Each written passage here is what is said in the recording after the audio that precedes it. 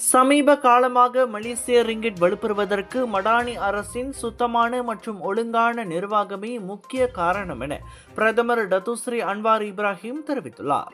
அரசின் செயல்திறன் மீது முதலீட்டாளர்களுக்கு ஏற்பட்டுள்ள நம்பிக்கை அதிகரிப்பே ரிங்கிட் மதிப்பு உயர்வுக்கு காரணமாக அமைந்துள்ளதாக அவர் கூறினார். நாட்டின் மொத்த பொருளாதாரம் தற்போது நிலையான பாதையில் செல்கிறது என்றும் அவர் வலியுறுத்தினார். 2025 ஆண்டில் நாட்டின் மொத்த உள்நாட்டு உற்பத்தி ஜிடிபி சுமார் 4.9 விழுக்காடு வளர்ச்சி அடையும் அதே நேரத்தில் பணவீக்கம் 1.6 விழுக்காட்டில் கட்டுப்பாட்டில் இருப்பதாகவும் அன்வார் தெரிவித்தார். இவை அனைத்தும் ஊக்கமளிக்கும் பொருளாதார அறிகுறிகள் என அவர் கூறினார். இந்த முன்னேற்றம் தற்செயலானது அல்ல என்றும் அரசு நிதிகளில் நம்பிக்கையை மீட்டெடுப்பது, நிறுவனங்களின் நம்பகத்தன்மையை வலுப்படுத்துவது மற்றும் அதிகார பயன்படுத்தலில் நேர்மையை கடைபிடிப்பது போன்ற திட்டமிட்ட நடவடிக்கைகளின் விளைவாகவே இது நிகழ்ந்துள்ளது என்றும் பிரதமர் தெரிவித்தார்.